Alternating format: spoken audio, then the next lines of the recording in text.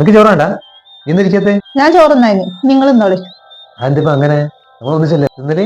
ഇന്നലെ എന്തേലും നിങ്ങൾ എന്നോട് പറഞ്ഞത് ഒന്ന് ആലോചിച്ച് നോക്കി. ഇന്നലെ ഇന്നലെ എന്തേലും പറഞ്ഞു?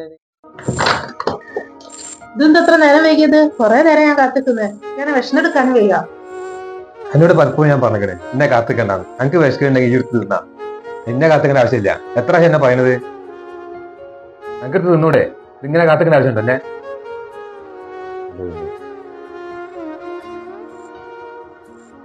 നിങ്ങളെ ചോറുന്നിട്ടെ, ബാക്കി ചോറും കറിയൊക്കെ ഫ്രിഡ്ജിലേക്ക് വെച്ചിട്ടുണ്ടെങ്കിൽ ഞാൻ എടുക്കാൻ പോവാം.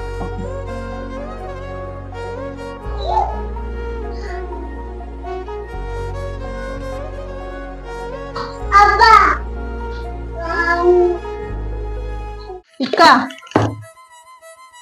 ഇക്ക ഞാൻ നിങ്ങളെ പേരിലെ കേസ് എടുത്തിട്ടെ നിങ്ങളെ ജയിലിലാക്കട്ടെ.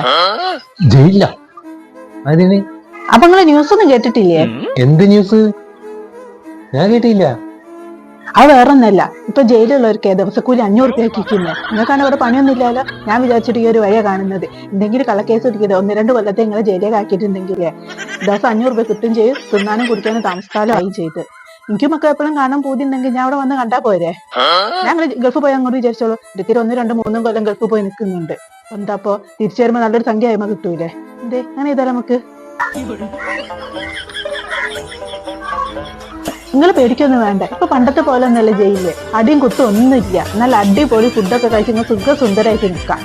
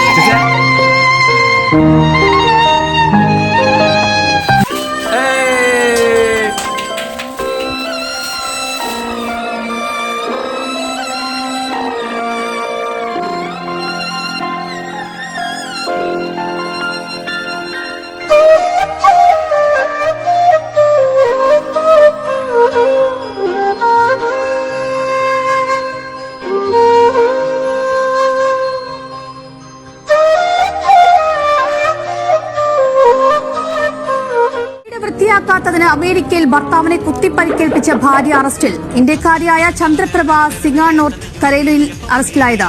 ഭർത്താവ് അരവിന്ദ് സിംഗ് ചികിത്സയിലാണ്.